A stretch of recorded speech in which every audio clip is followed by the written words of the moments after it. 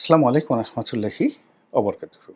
সম্মানিত দর্শক, ইরান এবং ইসরায়েলের যে যুদ্ধের ভয়াবহতা এবং এই যুদ্ধে যাবৎকালে ইরানের যে ক্ষয়ক্ষতি হয়েছে, একই সঙ্গে ইসরায়েলেরও ক্ষয়ক্ষতি হয়েছে এবং আমরা বাংলাদেশ থেকে যে তথ্য এবং উপাত্ত পাচ্ছি, সেই উপাত্তের উপর ভিত্তি করে আমাদের এখানকার আবেগ, আমাদের জনগণের বিবেক এবং আমাদের এখানকার যে রাজনীতির ময়দান, তার সঙ্গে সঙ্গে ভারত, পাকিস্তান, মায়ানমার এই ৩ টি রাষ্ট্রের সঙ্গে আমাদের যে সম্পর্ক, তার প্রেক্ষিতে বাংলাদেশে যে সকল দল রাজনীতি করছে, যারা রাষ্ট্র ক্ষমতায় আছে এবং যারা রাষ্ট্র ক্ষমতা থেকে বিতাড়িত হচ্ছে, তাদের মধ্যে রীতিমতো একটা যুদ্ধ শুরু হয়ে গেছে মনোজগতে। এবং যেটা এই শিরোনামে ব্যবহার করছি, সেটি হলো যে যদি স্বাভাবিকভাবে ধরে নেওয়া হয়, তাহলে ইরানের পরাজয় অনিবার্য। আর যদি ইরান বিজয়ী হয়ে যায়, তাহলে এটি তকদির কা সওয়াল হ্যায়। এটা আল্লাহর একটা বিরাট কুদরত এবং আমাদের বেশিরভাগ মানুষ সেই কুদরতের উপর ভরসা করছে।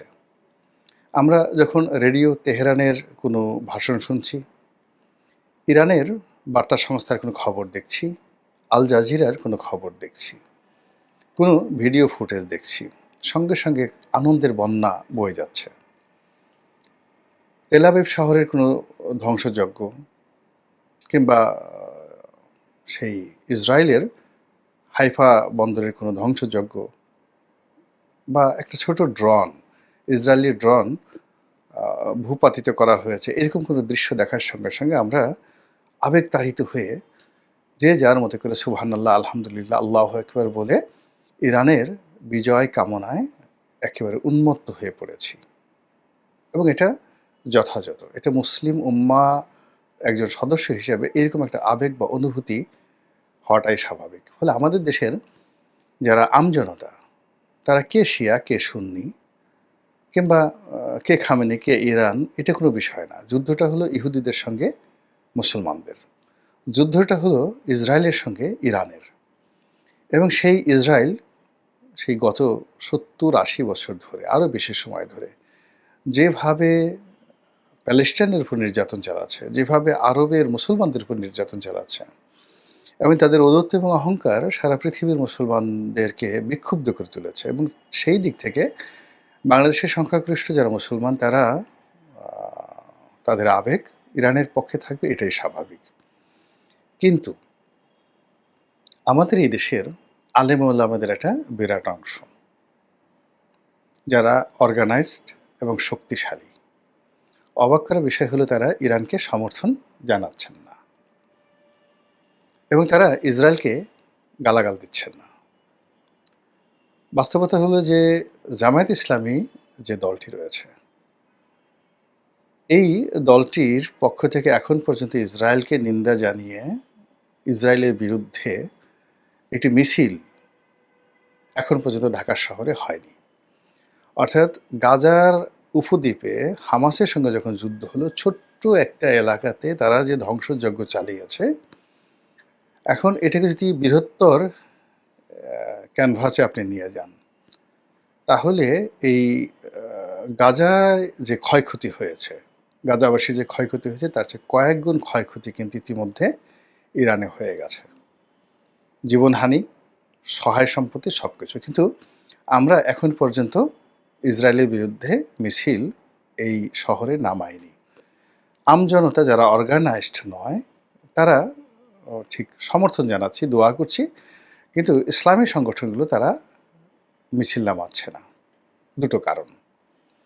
একটি কারণ হলো যারা আমেরিকাকে খুশি রেখে, ভারতকে খুশি রেখে আগামীতে রাষ্ট্র ক্ষমতায় আসতে চায়, তারা এই মুহূর্তে এই কাজটা করছে না। অর্থাৎ ইরানের পক্ষ অবলম্বন করছে না, আমেরিকার বিরোধিতা করছে না, ইসরায়েলের বিরোধিতা করছে না। এটা হলো প্রথম।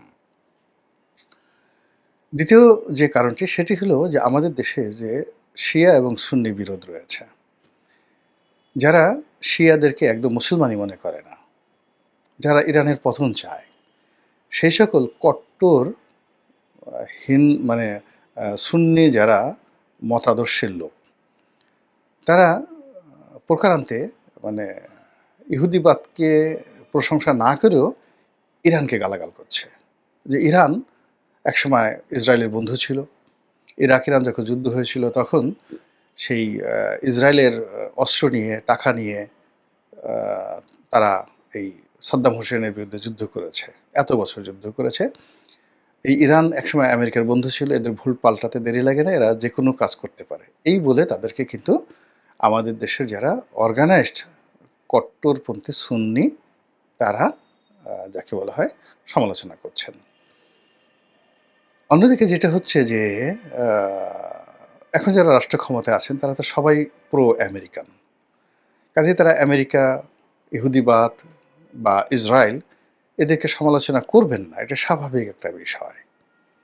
তার সঙ্গে সঙ্গে আবার আগামীতে যারা ক্ষমতায় আসবেন তারাও করবেন না, বিএনপি থেকে শুরু করে অন্যান্য যারা রাজনৈতিক দল, এটাই স্বাভাবিক বিষয়। কিন্তু এখানে প্রকৃতি যে খেলাটা খেলছে পর্দার আড়ালে, সেটি হলো এই যে যুদ্ধ, এই যুদ্ধে বাংলাদেশের রাজনীতিতে এই যুদ্ধ যদি ইরান জিতে কিংবা এই যুদ্ধ যদি ইরান পরাজিত হয়, যাই ঘটুক না কেন পুরো ঘটনাটাই আওয়ামী লীগের পক্ষে চলে যাবে। এবং এখানে শেখ হাসিনা তার কপাল খুলে যাবে এবং তার এই যে সে যে বাংলাদেশে টুস করে ঢুকে পড়বে, এই যে হুমকি তিনি বিভিন্ন সময় দিচ্ছেন, ওটাকে যদি আমরা হুমকি হিসাবে ধরি তাহলে ধরে নিতে পারেন যে এই যুদ্ধের ফলে যে পরিবেশ পরিস্থিতি তৈরি হচ্ছে, তিনি মোটামুটি বাংলাদেশে আসার জন্য ব্যাগ গোছানো শুরু করে দিয়েছেন। কেন এবং কিভাবে সেই বিষয়টা নিয়ে আলোচনা করব। আপনারা জানেন যে আমাদের এই দেশে কওমি লাইনের যারা আলেম ওলামা রয়েছেন, মানে হেফাজতের আলেম ওলামা রয়েছেন, এদের মধ্যে স্পষ্টতই দুটো ভাগ আছে। সবচেয়ে শক্তিশালী যে ভাগটি মাওলানা আহমেদ শফির নেতৃত্বে ছিলেন এবং তার সন্তান, তিনি মারা যাওয়ার পর তার সন্তান এবং অন্যান্য যারা আছে, মুফতি ফয়জুল্লাহ থেকে শুরু করে যারা আছেন, যারা অর্গানাইজড, যাদের অর্থ আছে এবং যাদের জনবল আছে, তারা সবাই প্রো আওয়ামী লীগ। কিছু নেতা এখন গা ডাহাকা দিয়ে আছেন, কিন্তু মাঠে ময়দানে সব জায়গাতে তাদের কর্তৃত্ব রয়েছে। কিন্তু যেহেতু তারা একটা ধর্মীয় লেবাসে রয়েছেন, কাজেই তাদেরকে একটা যাকে বলা হয় ফুলের টোকা দেওয়ার ক্ষমতা সরকারেরও নেই, কারোর নেই। আওয়ামী লীগের একটা বিরাট শক্তি হেফাজতের মধ্যে রয়েছে। ওদিকে হেফাজতের যে কাউন্টার যে গ্রুপটি, যারা ডক্টর মোহাম্মদ ইউনূসের বন্ধু হতে পারত, তো তাদের সঙ্গে ডক্টর মোহাম্মদ ইউনূসের পরিচয় হয়নি। ডক্টর মোহাম্মদ ইউনূস তাদের নামই জানেন না। যারা আওয়ামী লীগের বিরুদ্ধে দীর্ঘদিন লড়াই এবং সংগ্রাম করেছে, একেবারে তাদের নামও এখন পর্যন্ত জানেন না। একজন লোকও ডক্টর মোহাম্মদ ইউনূসের সাথে দেখা করতে পারেননি, দেখা করেনি, তাদেরকে ডাকা হয়নি। এই গোয়েন্দা তথ্য তাদের কাছে এখনও দেওয়া হয়নি। কারণটা কি? কারণটা হলো হেফাজতের দুটো গ্রুপের সঙ্গে জামাতের দূরত্ব। মানে শেখ হাসিনাপন্থী যারা আছে তাদের সাথে দূরত্ব, শেখ হাসিনা বিরোধী যারা আছে তাদের সঙ্গে দূরত্ব, এবং যেহেতু সরকার খুব ঘনিষ্ঠ অবস্থায় জামাত আছে, কাজেই তাদেরকে আর সেখান থেকে আহ্বান জানানো হচ্ছে না। ফলে দুটো গ্রুপে ফ্রাস্ট্রেটেড, এবং তারা এক গ্রুপ তো শেখ হাসিনার ছিলই, আর অন্য গ্রুপটা তারা মনে করছে যে কী করে শেখ হাসিনার সাথে আবার একটা সুসম্পর্ক স্থাপন করা যায়। গেল হেফাজতের এই অংশটি।